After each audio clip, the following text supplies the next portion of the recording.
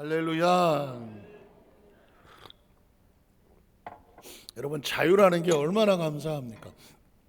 한 2주 동안 그냥 목이 걸려서 목이 안 나오니까는 세상에 그것처럼 힘든 것도 없더라고요. 목을 써야 되고 찬양하고 기도하고 설교를 해야 되는데 목이 그냥 끝에 걸려갖고 자꾸 이거 걸리니까 고음도 안 올라가고 말하면서도 뭔가 자꾸 속이 좀 끌끌하고 살겠네 그냥. 여러분, 믿음으로 하지 않는 거는 마치 목에 뭐가 걸리는 것 같아요. 뭔가가 얼쩍지근하고 뭔가가 불편하고 뭔가 우리를 자꾸 뒤에서 붙잡는 것 같고 불안하고 초조하고 힘들게 하는 거예요. 근데 믿음이란 뭐냐? 전적 하나님께 맡겨놓고 의지하는 것이거든요. 그럼 내 마음이 편해지고 걸릴 것도 없고, 그렇죠? 믿음은 걸릴 것도 없고 가둬질 것도 없고 불편할 게 없어야 돼. 그때 자유해지는 거거든요. 저는 우리 여도서 만살교회 모든 성도들이 오늘 말씀의 제목도 그렇지만 믿음 안에서 성령님과 함께 어차피 하나님 땅에 주심, 제가 오늘 말씀을 요즘 묵상 거의 좀 말씀 묵상으로 살아가니까요, 그다가 제 생애 속에 하지도 않았던 선포를 합니다. 하나님의 부유의 축복을 받으며 누리고 살라는 것입니다.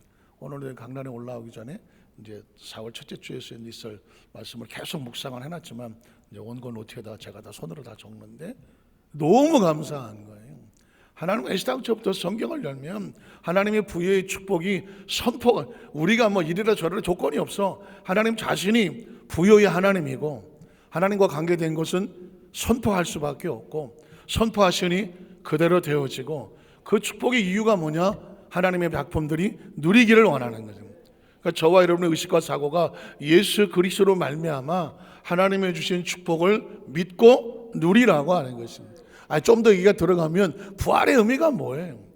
부활절 앞두고 우리들 고난을 생각을 했잖아요. 고난 필요합니다. 6.25절을 앞두고 우리가 6.25 때 얼마나 가난하고 못 살았는지 무슨 보리밥 아주 까칠까칠한 거, 밀 까칠까칠한 거 다 먹었었잖아요. 그런 거 먹고 막 배가 아프고 그런 가난의 시절을 잊지 말자. 좋아, 잊지 말자고요. 그러나 잊지 않는 것도 중요하지만 그 이후에 주신 그 축복이 무엇인지를 감사하고 찾아서 누리라고 부활이 있지 않겠습니까? 부활의 축복은 맨날 기억만 하라고 있는 게 아니라니까. 네가 이렇게 못 살던 놈이야, 맨날 십자가만 기억하라고 있는 게 아니라니까요. 십자가를 넘어서 부유의 세계로. 예수님이 십자가에 달린 이유가 뭐예요?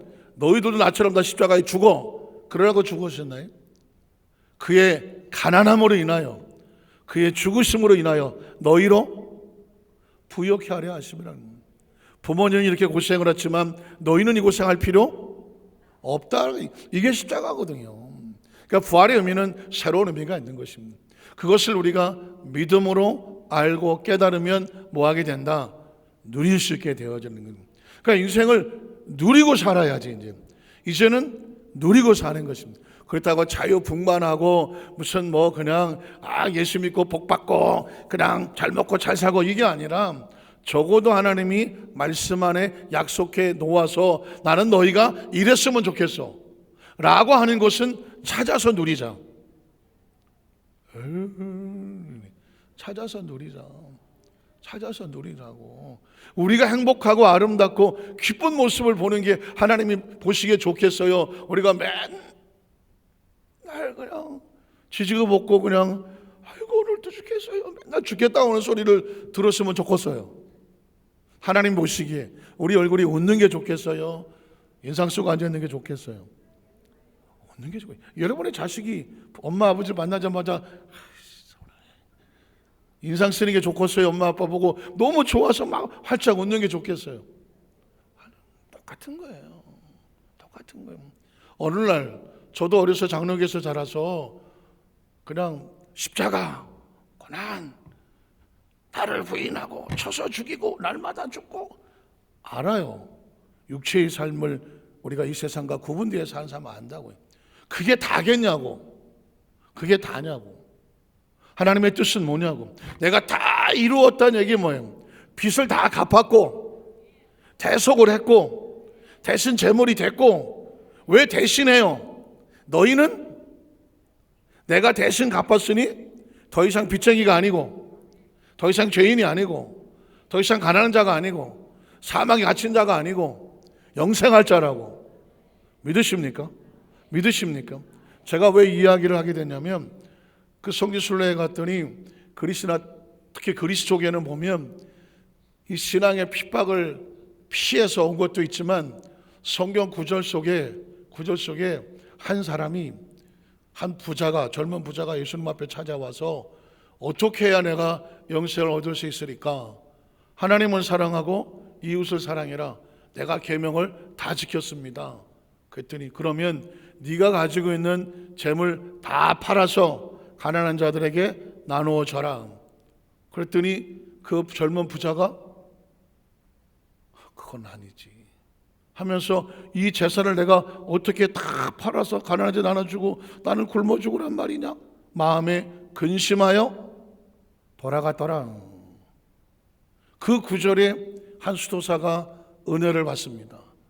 아, 예수님께서 원하시는 것은 가지고 있는 재물을 다 팔아서 가난한 자들에게 나누어 주고, 나는 정말 무소유를 가지고 그냥 저 광야나 사닥 산꼭대기에 올라가서 거룩한 삶을 살기를 원하시는구나. 이 양반이 그래서 자신이 가지고 있던 소유를 진짜 다 팔아서 가난한 자들에게 나누어 주고, 그리고 그는 저 사막의 깊은 골짜기 같은 곳에 누구도 올라갈 수도 없는 꼭대기 동굴을 파놓고, 거기서 꼼짝하면 졸면 떨어질 만한 그런 동굴에 들어가서 그렇게 수도사 생활로 일생을 마쳤어. 그런데 그게 또 많은 사람들에게 영감을 줘갖고 그 지역에 동굴을 수십 개, 막 수백 개를 팔아갖고 여기저기서 우리도 그렇게 그리스도의 명령에 따라 살겠습니다라고 동굴로 들어와서 그 동네가 관광지가 됐어. 꽉 찼어. 여러분 보십시오. 전 좋아요. 좋다고. 산꼭대기 동굴 파고 들어가서 일생을 그렇게 가난하게 무소유로 그렇게 거룩한 영성을 꿈꾸며 그렇게 산에서 나는 것만 잡아먹고 산다. 오케이요. 그분들이 선택해서 하신 거니까 나는 노 코멘트. 그런데 이렇게 질문해 보세요.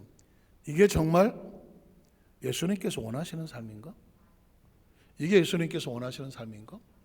하나님 이 땅에, 자기 백성 이 땅에 태어나서 그 산꼭대기 동굴에 들어가서 그렇게 평생을 수도하며 아침에 나서 기도하고 명상하다가, 점심때 또 기도하고 명상하다가, 또 저녁에 또 기도하다가 명상하다가, 하루 종일 앉아있다. 그렇게 사는 삶이 하나님께서 원하시는 삶인가?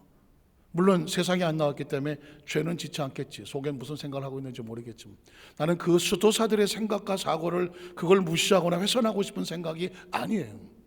그분들에게 주어진 사명이 그렇다면 그 길을 가시겠지.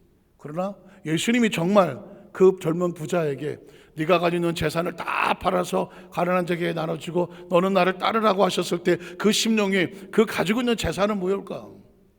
예수님께서는 그 재산을 팔아서 나눠주기를 원하셨을까? 아니죠. 진짜 중요한 것은 그 젊은 부자가 품고 있었던 그 재산은 이 세상을 삶아가면서 자신의 가장 최고의 의지와 같은 거였어요. 근데 그걸 내려놓고 최상의 가치가 예수 그리스도의 복음에 있음을 믿고 네가 그것을 내려놓고 나를 따를 수 있느냐라고 묻는 것이죠. 예수를 믿는다는 것은 무엇이냐면, 이 세상에 예수 믿기 전에 우리가 믿고 품고 있었던 것, 가치, 목적, 진리, 교훈, 이런 거 있잖아요. 예수를 믿고 나니까 이거보다 더 소중한 하나님의 나라에 대한 가치를 깨닫게 하고 나서 이걸 내려놓고 주는 그리스도시요, 이게 나의 주인이었는데 이게 나의 주인이 아니라 하나님의 나라가 나의 영원한 주인인 것을 고백합니다. 이 고백을 원하는 것이죠. 이 고백을 원하는 것입니다. 성경에 있는 예수님의 속뜻은 뭐냐? 인생의 삶을 살아가다면 우리가 가지고 있는 재산이 됐든 재물이 됐든 그 어떤 것이 됐든지 간에 결국은 다 놓고 가요. 뭐 가져가실 분이 있으면 가져가셔. 뭐 말리진 않아. 그러나 아무것도 못 가져가.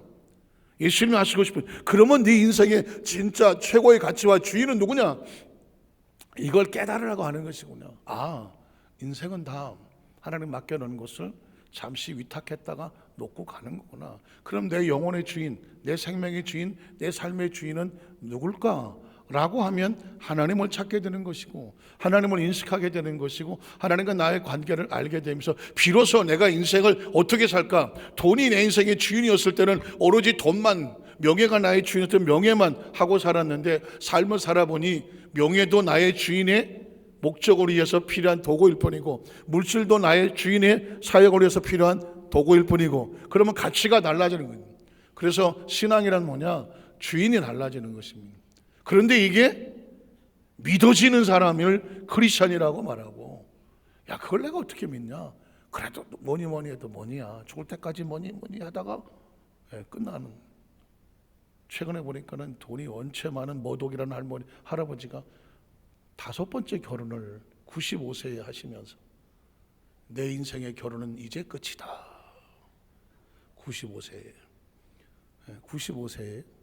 5번째 결혼을 하셨어.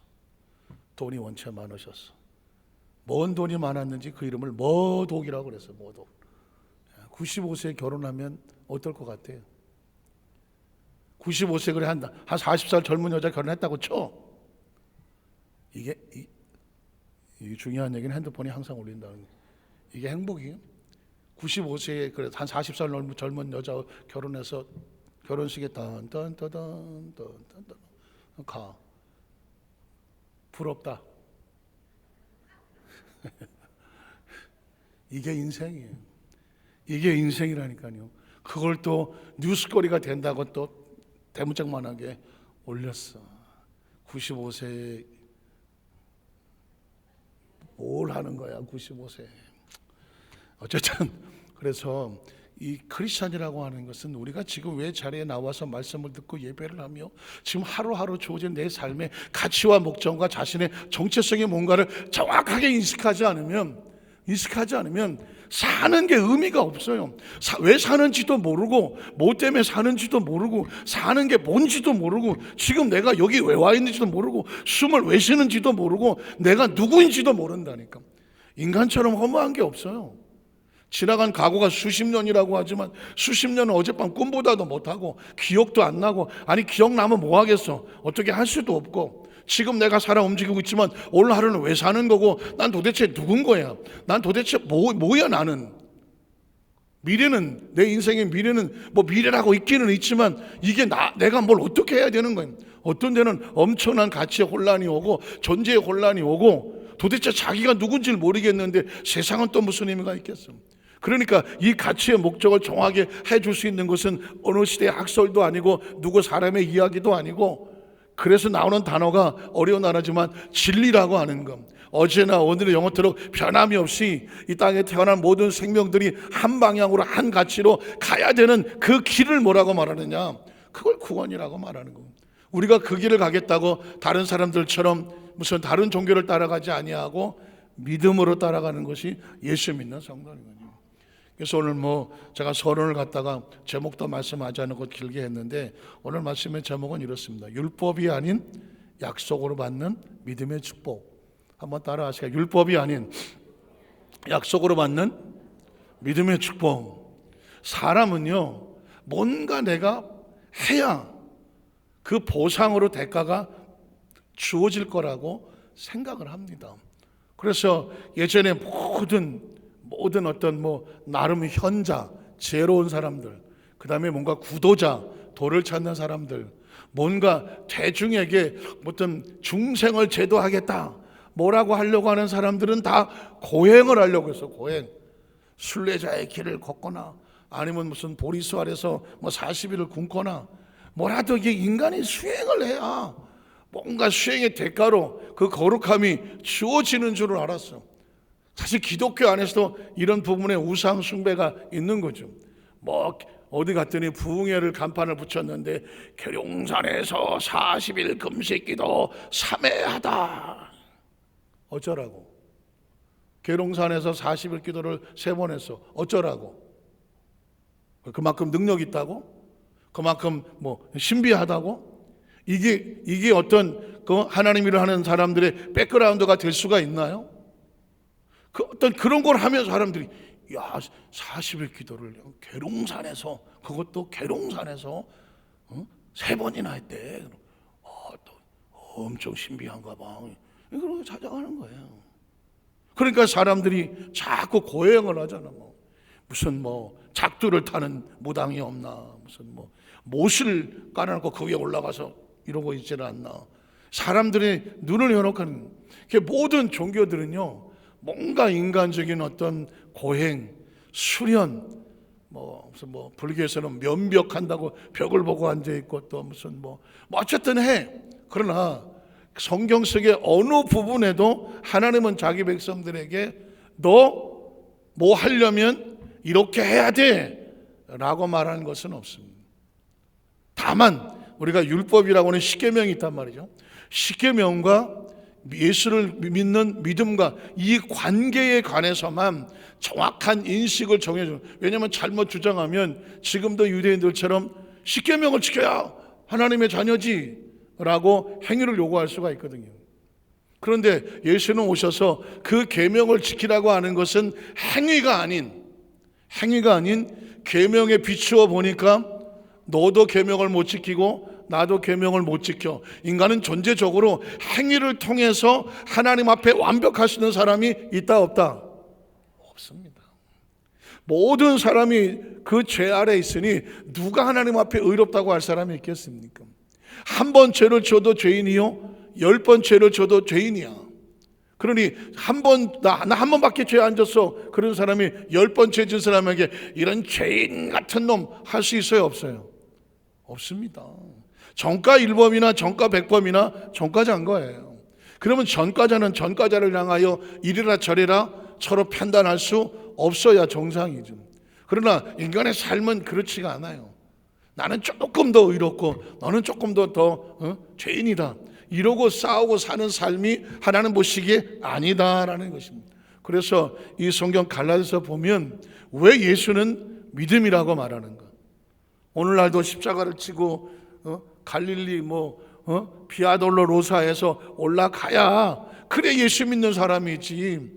왜 예수 믿는 사람한테 십자가를 치고 예수 믿으라고 하지 아니하고 오직 믿음으로 구원을 받으라고 하는가? 제가 수도 없이 얘기하지만 창조주가 피조물에게 요구하는 건 하나예요. 하나님을 알아라 합니다.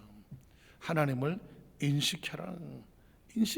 하나님을 인식하면 그 순간에 하나님이 나의 창조주가 되고 난 하나님의 형상과 모양을 지었고 하나님 안에 태어났으며 하나님 나를 향한 목적과 이유가 있구나. 그래서 비로소 내가 어디서 왔는지 알게 되고 내가 사는 목적이 뭔지 알게 되고 내가 어디로 갈 것인지 알게 되니까 그 가는 걸음에서 좌우로 치우치지 아니하고 크리스찬답게 살려고 몸부림치며 살아가지 않겠습니까?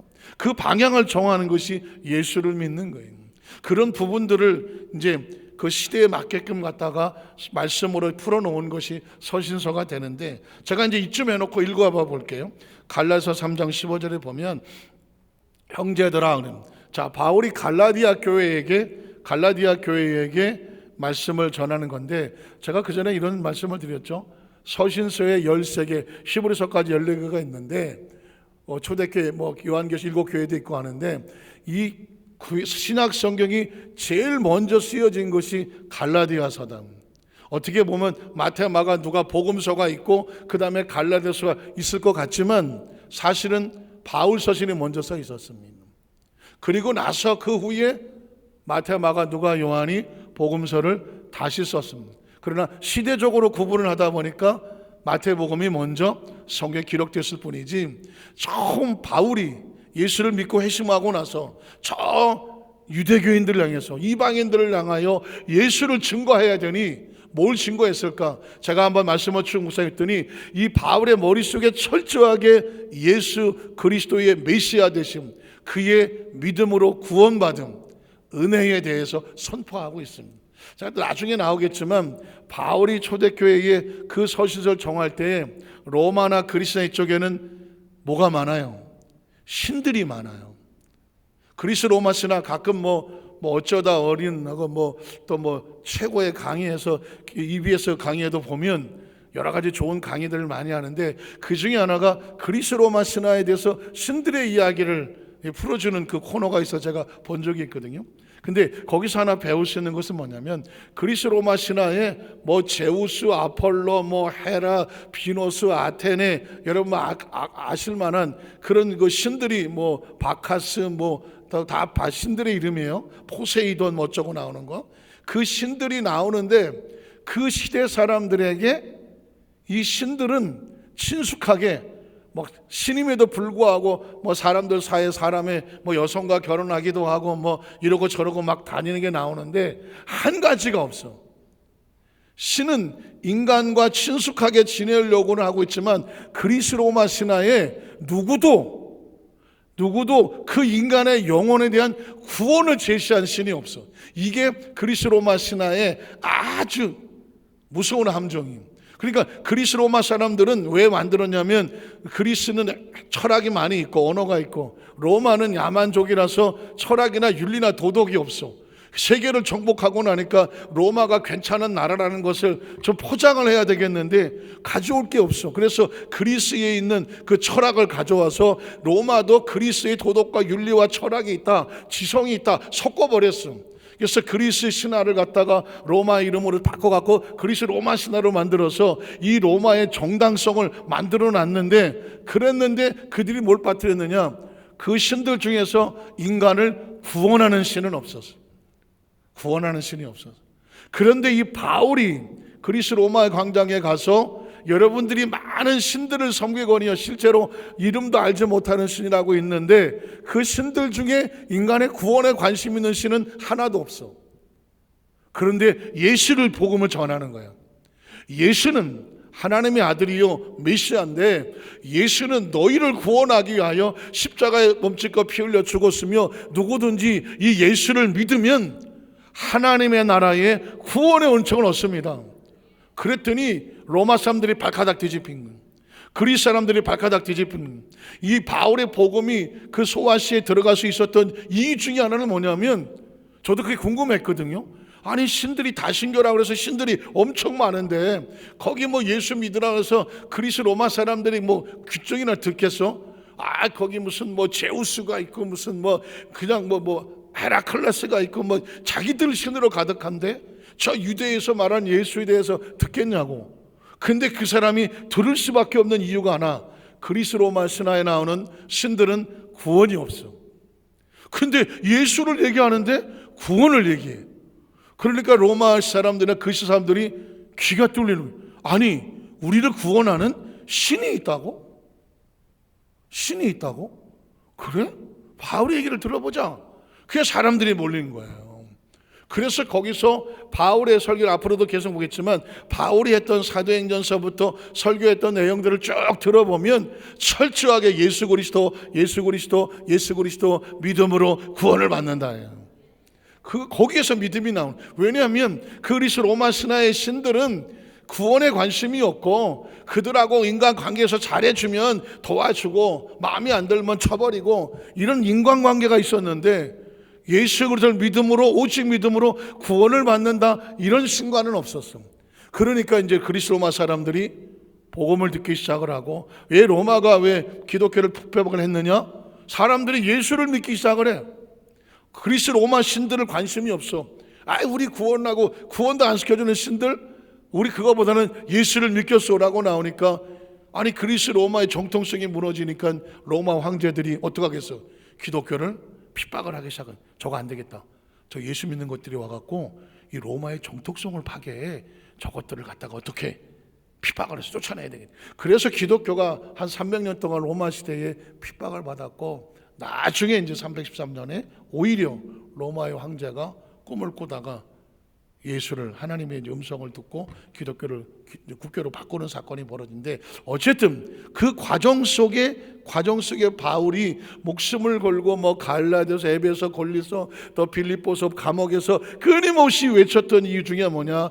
예수는 믿음으로 구원을 받는다.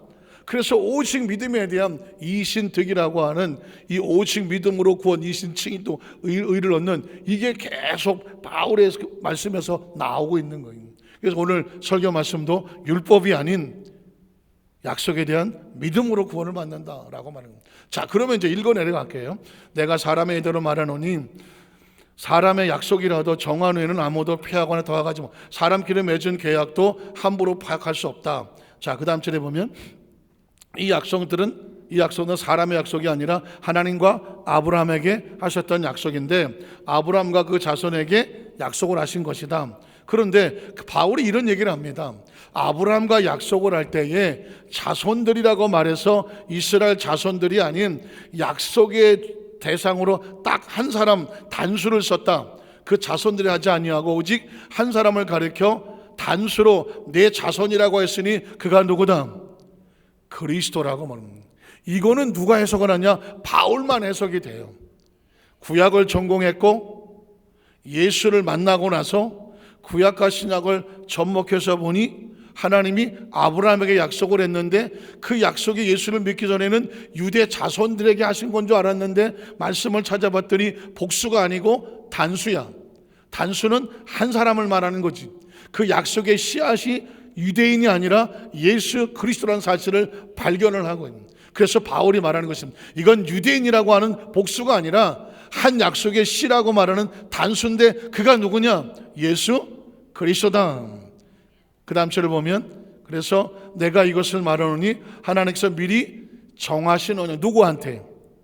아브라함에게. 제가 이제 얘기했잖아요. 창세기 17장에 보면 하나님께서 아브라함에게 내가 나의 커버넌트 내 언약을 너에게 줄 것이니 너하고 나 사이에 언약을 맺었다. 이게 이미 출애굽하기 전에 430년 전에 하나님께서 아브라함과 무엇으로?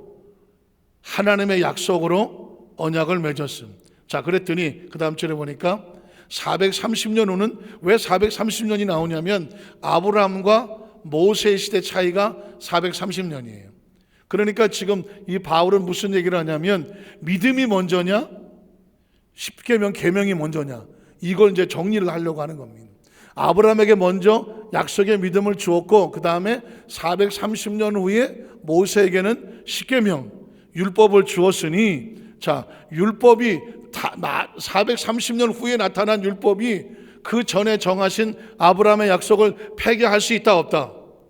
폐기할 수 없다. 그 약속을 헛되게 할 수 없다. 그 다음 절을 보면 만일 그 유업이 율법에서 난 것이면 약속에서 난 것이 아니다. 다시 말해서 계명에 따른 것이면 약속의 믿음은 없는 것이다. 그렇지만 하나님은 어떻게 했다? 아브라함에게 뭘로 줬다? 율법으로 줬다? 약속으로 줬다? 약속이라는. 그래서 여러분 제가 한 번씩 리마인드를 하지만 성경을 영어로 뭐라고 말하더라? 바이블이라고 말하지만 바이블은 기록된 책이라고 말하는 것이다. 한 장만 넘기면 영어 성경은 구약 성경을 올드 테스타먼트라는 단어를 쓴다. 신약은 뉴 테스타먼트라는 단어를 쓴다. 테스타먼트는 사람이 죽을 때 자식에게 유언으로 공중에서 주는 약속이다. 이 유언은 이미 세상을 떠났기 때문에 약속한 사람이 바꿀 수 있다 없다? 바꿀 수 없다. 아무리 서운하고 섭섭하고 자식들이 치고받고 싸워도 공중으로 된 거는 바꿀 수가 없다. 테스타먼트란 그런 단어다. 이 하나님의 말씀은 하나님이 정하신 테스타먼트이기 때문에 사람이 어떻게 바꿀 수가 없다. 그래서 하나님의 말씀은 다른 말로 말하면 테스타먼트다. 약속이다. 그 약속을 우리는 무엇을 믿느냐? 하나님의 약속을 믿는 것이다. 우리가 하나님의 약속을 믿으면 아브라함이 하나님을 믿음이 의로 여겼던 것처럼 우리가 하나님의 약속을 믿으면 하나님과 우리 사이에는 창세기 14장 커버넌트라고 하는 계약자가 된다. 그 계약자의 보증인이 누구? 서명자가 누구냐? 약속의 씨앗인 예수 그리스도입니다. 정확하게 말하면 우리는 예수를 믿는 게 아니라 하나님의 약속의 씨앗인 예수를 믿는 거죠. 예수라고 하는 어떤 30대 초반의 유대인의 이런 그런 사람을 믿는 것도 아니고 형상을 믿는 것도 아니고 그의 출신을 믿는 것도 아니고 그의 생김새를 믿는 것도 아니고 예수라고 하는 이름을 믿는 것도 아니고 하나님이 예수님을 보내시며 약속을 주신 그 약속을 믿는 것이에요. 그 예수님의 이름 안에 약속이 있고 예수님의 말씀 안에 약속이 있고 예수님의 사역 안에 약속이 있는데, 그래서 예수님이 말씀하시기를 나는 아버지께서 일하시니 나도 일하는 거고, 나는 내가 영광을 받으러 온 것이 아니라 누구에게? 아버지에게 영광을 누리러 온 거예요. 예수님은 약속의 씨앗이고 보증이란 말이에요. 자, 하나님의 약속으로 말미암아 아브라함에게 주신 것이라. 그 다음 절에 보면 그런즉 율법은 뭐냐? 십계명은 왜 줬느냐? 사람들이 광야에 들어왔는데 어떻게 살아야 될 줄을 몰라. 애굽에서 430년 동안 자기 마음대로 멋대로 살다가 이제 거기서 출애굽을 시켜서 광야를 지나가고 가나안 땅을 가야 되는데, 이 사람들이 기준이 없어. 기준이 430년을 애굽에서 살았으니까 그냥 애굽에서 살던 기준, 노예의식을 가지고 광야를 왔으니 아침부터 저녁까지 아직도 자기가 어디 사는 줄 알아? 애굽에 사는 줄 알아. 그래갖고 그냥 애굽에서 사는 줄 알고 이거 만약에 갔다가 가나안에 갖다 놓으면 이 사람 어떻게 살겠어요? 애굽처럼 살아가는 거지. 그래서 하나님께서 너희는 하나님의 약속의 백성이다, 그러므로 너희는 이렇게 살아라. 그래서 그렇게 준 게 십계명이야. 우선적으로 애굽의 신이 아닌 하나님 앞에 하나님을 섬기고 다른 우상 절하면 다른 신을 섬기면 돼? 안 돼? 안 돼. 형상이랑 모양 만들고 뭐 하지 마? 절하지 마. 하나님의 이름은 거룩해. 하나님의 이름은 거룩한 성호야. 함부로 부르서는 안 돼. 농담의 대상이 아니에요. 그리고 주일은, 하나님의 날은, 약속의 날은 하나님의 날은, 이건 하나님을 위한 게 아니라 우리를 위한 거예요. 엿새 동안 일하고 하루는 하나님의 날을 쉬면서 너희가 회복을 하고 치유를 해야 돼요. 그리고 살면서 뭐 다 똑같긴 하지만 살다 보니까 도덕과 윤리가 없잖아. 도덕과 윤리의 가장 기본은 뭐예요? 효잖아, 효. 내 부모를 공경해야지. 부모를 소중히 여겨야지. 부모를 소중히 여길 줄 아는 사람은 웃 어른도 소중히 여길 줄 아는 것이지. 그러면서 다른 사람의 생명을 소중히 여겨라는 거예요. 살인하지 말라는 거지. 간음하지 말라, 이런 얘기는 그 당시에 도덕과 윤리가 없다고 말씀드렸잖아요. 그리스 로마 신화에도 그 십계명이 있고 난 다음에 한 2000년 후가 돼도 그리스 로마의 신화에 보면은요, 회교는 지금도 그렇다 했으면 성적인 기준이 없어. 여러분, 회교를 조심해야 될 건 뭔지 아십니까? 회교는 성에 대한 기준이 없어. 굉장히 무슨 뭐 얼굴을 뒤집어 쓰고 뭐 아주 금욕하고 살고 그런 것처럼 보이고, 그 터키 가면 술집도 없고 그런 것처럼 보이지만, 종교적으로는 그렇게 보이지만 성적으로는 아직도 문란해. 일부 닫혀져야 됩니다. 그리고 이런 얘기 하잖아요. 어느 나라에도 가든 여러분 혹시 가운데 이슬람 남자를 만나면 조심하셔야 돼요. 여러분의 딸들이 이슬람 남자를 안 만나도록 해야 돼요. 이 사람들은 대한민국에 와든 전 세계에 오든 오로지 하나, 그곳에 씨 뿌리러 온 거예요. 씨 뿌린 곳이어야 돼요. 이슬람 남자들은 이 땅에 와서 수없이 많은 여자를 만날 겁니다. 그리고 씨를 뿌릴 수 있는데 다 뿌릴 겁니다. 그럼 자식이 뭘로 태어나? 이슬람의 씨로 태어나. 그리고 이 씨들이 이슬람 교육을 받고 전국의 이슬람 사원들이 정신없어 지금. 거기서 교육을 받고 자라. 그럼 세월이 지나면 이 나라가 무슨 나라가 되겠어? 이슬람 나라가 다. 설마 영국은 다 넘어갔어. 유럽은 다 이슬람이에요. 왜 그런지 아십니까? 이슬람 남자들이 가서 씨를 다 뿌려놨어. 성적인 기준이 없어. 부인의 숫자가 없다니까. 너도 좋고 너도 좋고 너도 좋아. 사명감을 가지고 다 뿌려놔. 여기저기서 막 태어나 이슬람 애들이. 터키가 영국에 대해서 그런 한때 어려움을 당했대. 터키 수상이 그런 말을 했습니다. 20년 후에 봅시다. 20년 후에 봅시다. 그러면서 터키 남자들을 다 할 수 있으면 다 보냈어. 그리고 무조건 가서 해놔. 무조건 가서 해놔. 도덕 없어, 윤리 없어요. 그래서 여러분 보십시오. 한 놈이 가서 10명씩만 놔봐. 순식간에 이슬람 돼버립니다. 교회가 없어져요. 왜 영국 교회가 왜 없어졌습니까? 이게 태어난 애들마다 다 이슬람이야. 이슬람 사원으로 가서 뭉쳐있고 엄청난 세력을 만들. 여러분, 회교 절대 만만하게 보면 안 돼요. 대한민국의 지금 미래가 어쩌면 회교하고 싸움일지도 몰라요. 무섭습니다. 터키는 99%가 회교라고 제가 말씀드렸어요. 십자가가 있을 수가 없어요. 거기는 그런 나라예요. 그런 나라가 세계에다 씨를 뿌리고 있다니까. 이슬람 남자애들이, 저 회교나 이런 남자애들이 겉모습은 뭐 중동 아시아라고 말하지만 거의 저 유럽권 애들하고 비슷하게 생겼잖아요. 잘생겼어요. 키도 크고. 그러니까 겉모습만 보고는 또 멀쩡하니까 어림도 없어요. 그 사람들은 목적이 하나예요. 나라 잡아먹으러 온 거나 마찬가지. 마치 구렁이하고 두꺼비하고 싸우면은 뭐 두꺼비가 뒤에 잔뜩 알을 베고 구렁이 막 약 올려갖고 구렁이가 널커덕 삼켜 먹으면 들어가고 자기는 죽지만 그 새끼들이, 이 두꺼비 새끼들이 알에서 나와서 구렁이를 다 뜯어먹고 구렁이가 다 저 두꺼비들이 번식 나가는 것처럼 지금 유럽은 벌써 다 넘어갔고 뭐 미국도 마찬가지고 뭐 캐나다 남미 쪽도 이슬람 어마어마합니다. 그러니까 이거는 결국은 무슨 싸움이냐면 종교 싸움이에요. 종교 싸움. 그래서 여러분 우리 대한민국의 미래는 여성들에게 달렸어요. 전 뭐 이런 얘기 참 조심스럽지만 대한민국의 미래는 여성들, 어느 나라의 미래든 여성들에게 달렸습니다. 여성들이 나라를 지키면 나라는 살고요. 앞에 뭐 정치를 남자들이 어쩌고저쩌고 하는 것 같지만 그건 다 쇼고 진짜 한 나라의 미래는 여성들에게 달렸습니다. 그 나라에서 여성들이 정신이 바짝 차리고 여성들이 나라를 붙잡고 있으면 나라는 살아요. 대한민국이 지금까지 여기까지 온 건 누구의 힘이라고 말해요? 아줌마의 힘이라고 말했습니다. 어렸을 때 6.25 이후에 대한민국 남자들이 먹고 살 게 없는데 뭐 다 피투성이에요. 저 어렸을 때 어떻게 하고 놀았는지 아세요? 제가 김포에서 초등학교 3학년 국민학교 1학기 마치고 서울 한남동으로 이사를 왔는데 한남동에 처음 가서 애들을 놓았더니 3학년이에요. 그 많은 애들이 이제 국민학교 3학년, 2학년 남자애들 5명, 여자애들 5명. 저는 뭐 경기도에서 처음 올라왔으니까 이제 얘네들은 어떻게 하고 노나 근데 같이 올렸더니 뭐라고 하냐면 야 우리 부부놀이 하자 이러더라고요. 경기도에서는 꿈도 못 꾸던 일입니다. 이거는 서울 애들은 노는 게 달라. 부부놀이 하지 국민학교 3학년짜리가. 그러면서 이런다. 너는 누구하고 짝할래? 그래. 난 뭐 그냥. 그랬더니 난 얘하고 할래, 얘하고 할래, 얘하고 할래 막 이래. 그 뭐 그런가 보다. 돌멩이 2개를 딱 놓고 이게 사방치기 이렇게 그려놓고는 이게 문이야.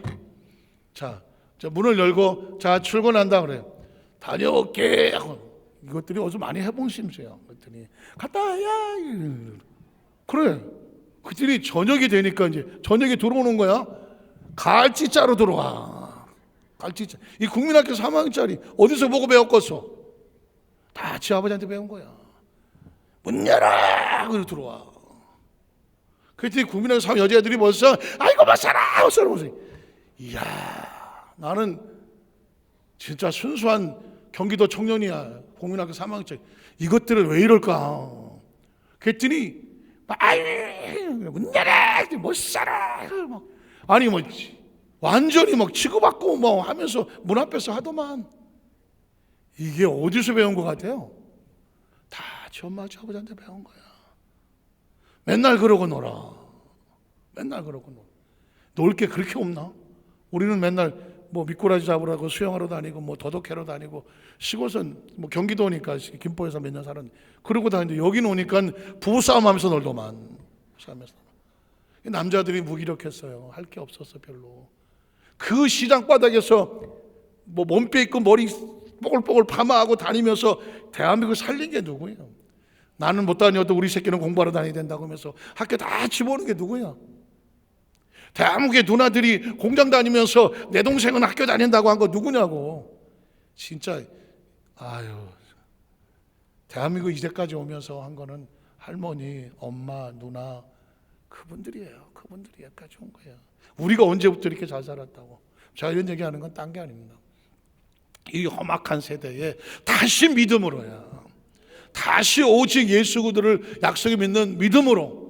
그리고 싸울 수 있는 힘은 성령밖에 없어. 오직 성령으로 그 거룩함으로 옷 입어야 넘어갈 수가 있어. 이 땅에 다시 부흥이 일어나야 돼. 다시 부흥이 일어나야 돼. 그 세 가지야. 그래서 여러분 입을 달고 다시 해야 돼. 하나님 오직 믿음으로 다시 오직 다시 성령 충만으로. 그래서 다시 우리에게 부흥의 역사가 있게 하여 주시옵소서. 이게 지금 이 시대에 저와 여러분에게 달렸고요, 우리의 자녀들을 지금 우리가 어떻게 만들었냐에 따라서 다음에 대한민국에 달렸어. 다음에 가만히 보니까 지금 6.25 이후에 불과 지금 70년 어쩌고 하잖아요. 앞으로 30년 안쪽, 100년 안쪽에 교회가 어떻게 될 것 같아요? 우리 세대가 지나고 나면 다음 세대는 어떨 것 같아요? 그 시대가 60, 70년대에 성령의 그 체험의 역사가 있습니까? 그 한창 그 여의도에 불보서 기도하던 그 세대를 경험해 본 적이 있냐고요. 지금 20, 30대가 그걸 아느냐고요. 30년 지나면 그 친구들이 5, 60이야. 우리가 90 이러고 있을 때 그 친구들이 지금 20, 30대가 이 대한민국을 끌고 가야 돼, 영적 세계를. 안타깝지만 그들에게는 그 초창기에 가난과 피투성이 속에서 일어났던 억척 같은 그게 있습니까? 아니면은 그 부흥의 역사 속에 체험한 성령의 그 충만함을 압니까? 30년 안짝에 대한민국은 어떻게 될 것 같습니까? 어떻게 될 것 같습니까? 저 어느 날 깜짝 놀랐습니다. 갑자기 대한민국의 미래가 보이는데 캄캄한 거예요. 30년 안짝에 캄캄한 거예요. 갑자기 소스라치게 고개를 흔들었습니다. 내가 왜 이걸 보나? 지나온 70년, 앞으로 30년. 지금 중요한 건 지금 우리야. 지금 우리 아직 성령 세례, 성령 충만, 그 처참한 오순절 1세대의 그 은혜를 처음 했던 우리가 이 세대거든. 20, 30대가 올라온 친구들이 3세대야. 이 세대에 우리의 신앙의 유업으로 다시 오직 믿음으로, 오직 성령 충만으로, 오직 부흥에 대한 이걸로 무장을 시켜주지 아니하면, 우리 세대가 30년 나중에 떠나고 나면 우리 다음 세대는 어떻게 뭘 해야 될지 모르고 엄청난 회개요, 엄청난 종교 다원화, 엄청난 상상도 못한 이단들, 이런 것들이 휘몰아치고 올 때에 이겨나갈 그 힘과 능력은 우리 다음 세대들에게 누가 보장을 해주겠습니까?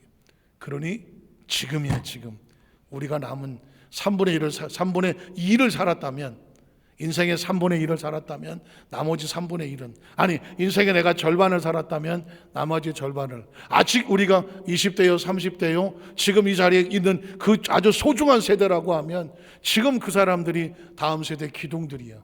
다시 믿음, 다시 성령 충만, 다시 부흥을 끌어안고 있어야 그 세대가 대한민국의 미래를 끌고 갑니다. 그 사명이 저와 여러분의 있음을 꼭 기억하시기를 주님의 이름으로 축복합니다. 기도하겠습니다. 하나님 아버지 감사합니다.